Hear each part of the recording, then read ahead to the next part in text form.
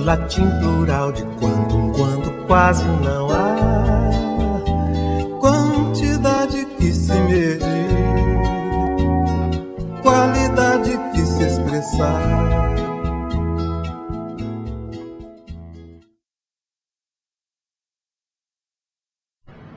Bom, então estamos aqui hoje para conversar sobre a próxima jornada da Seção Minas, da EBP, cujo tema de trabalho envolve a criança de hoje.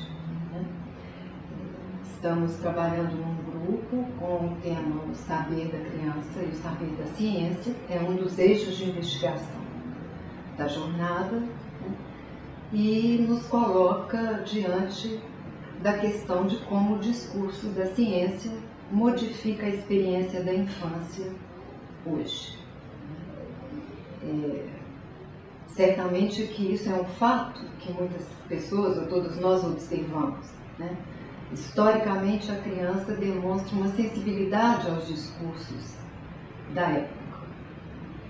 E não seria diferente hoje. Bom, o discurso da ciência afeta, sim, a vida da criança em diversos aspectos, né? Nós podemos listar vários deles. Eu quero fazer isso aqui um pouco nesse início de conversa, para depois me deter num desses, que é o que a gente vai trabalhar para a jornada, como eu disse, relativo ao saber da criança e o saber da ciência.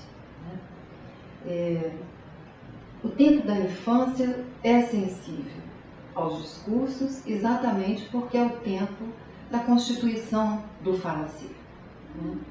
A criança tem esse trabalho, essa operação de incorporar uma estrutura que pré-existe a ela, a linguagem, né, a partir de uma língua privada, singular, né, e isso não é sem trauma, isso não é sem dificuldades. Uma delas diz respeito exatamente ao saber. Esse primeiro encontro da criança com a língua é traumático porque toca o corpo e algo resta não absorvido pelo saber. É aí que a gente pode localizar a incidência do discurso da ciência hoje, né, oferecendo, disponibilizando vários recursos e dispositivos para tratar esse real como se fosse possível absorvê-lo todo no campo do saber.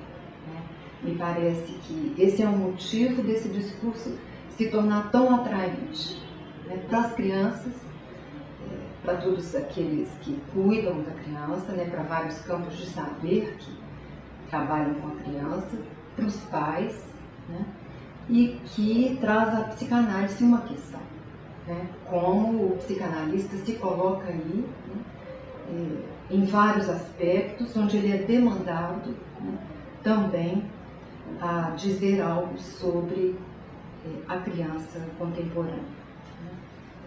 Então, por exemplo, posso enumerar aqui alguns desses aspectos. Os laços de família. Os laços de família hoje são, de forma muito evidente, contaminados pelo discurso da ciência.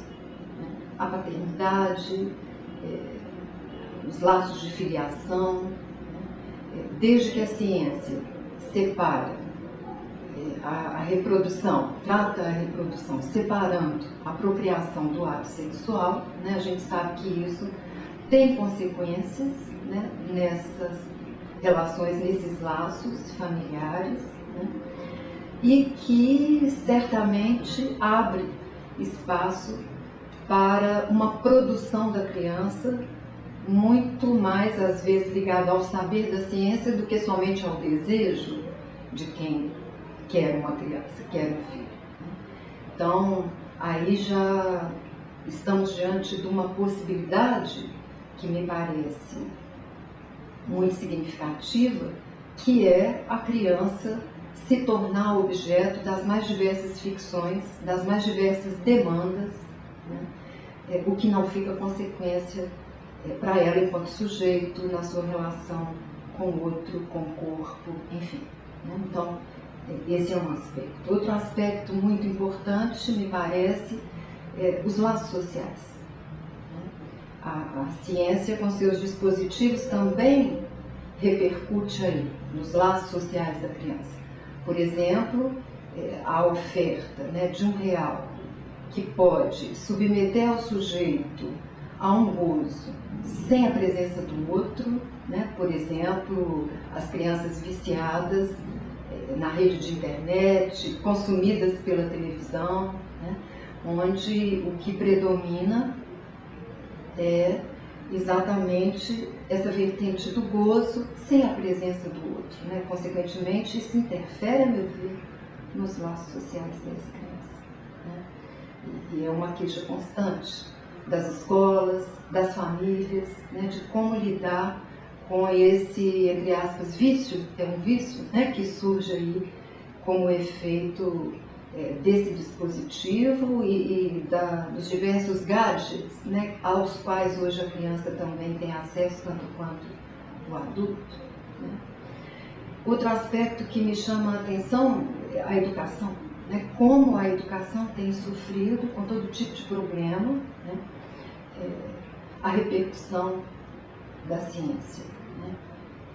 Por exemplo, a questão da avaliação das crianças, que segrega, que classifica, né, e que impõe uma espécie de ideal de normalidade, né, que é muito cruel.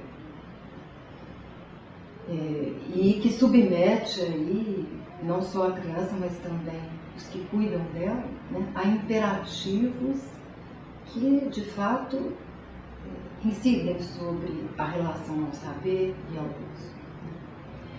Outro ponto que eu pensei quando preparava essa nossa conversa é também a repercussão da ciência na própria função subjetiva, né? Considerando então a infância como um tempo de constituição do sujeito, né? De constituição do falaceiro, como que é comum, né, o apagamento da função subjetiva, ou até a supressão dessa função através dos dispositivos da ciência, por exemplo, químicos, né? O uso generalizado da ritalina para conseguir, por exemplo, uma resposta ligada ao corpo, né, e ao saber, que a criança se mantenha quieta, se mantenha atenta numa sala de aula, né? Desresponsabilizando completamente essa criança, porque é uma resposta que é produzida pelo efeito de medicamento, né? É interessante uma matéria feita pelo jornal Estado de Minas esse ano, vários artigos, comentando exatamente o uso generalizado dessa medicação. Me chamou a atenção um dado, parece que entre 2009 e 2011, houve um aumento em torno de 186% de venda de consumo de caixas de Ritalina em Belo Horizonte, que no ranking que foi feito é a segunda cidade do país mais consumidora da Ritalina. Me parece que o primeiro lugar é para Recife, né? Então, como fica o sujeito, né, cuja resposta exclui a função subjetiva, né? Então, essa é uma questão preocupante, né? Eu já ouvi, achei muito interessante um menino um dia me dizer, né, que ele não tinha ido bem na prova porque ele não tinha tomado remédio dele naquele dia, né?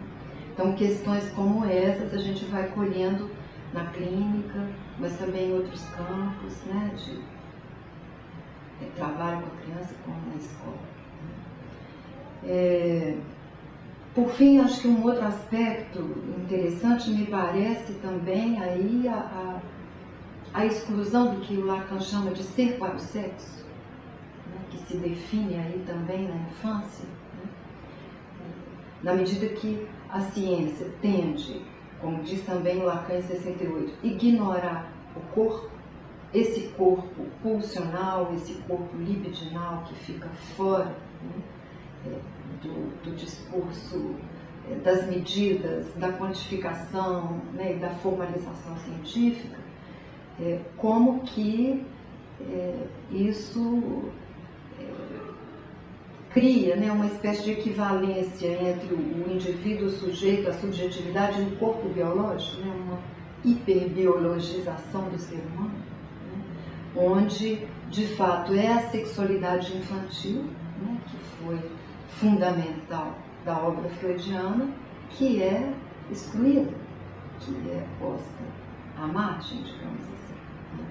Então, temos aí diversos aspectos da incidência do discurso da ciência, né, na subjetividade infantil, que me parece assim, de total importância que a psicanálise se debruce sobre isso e que nessa jornada a gente tem um espaço exatamente para tratar disso, né? Acho que há vários lugares, vários espaços de trabalho com a psicanálise com crianças hoje, né? Na escola, no instituto, né? O núcleo de psicanálise com crianças, mas também o CIEM, né? O CEREDA, que inclusive tem uma jornada programada para o final do ano sobre o saber da criança, né? E o segredo, saber e segredo, ou seja, são temas que a gente vai poder discutir em vários espaços, mas eu quero agora me deter um pouco mais, né, no que a gente destacou como tema de investigação para um relatório que será apresentado e debatido durante a jornada, né, que tem como título o saber da criança e o saber da ciência. Então, gostaria de me deter um pouco mais nisso, que é muito interessante investigar essa relação com o saber junto às crianças hoje.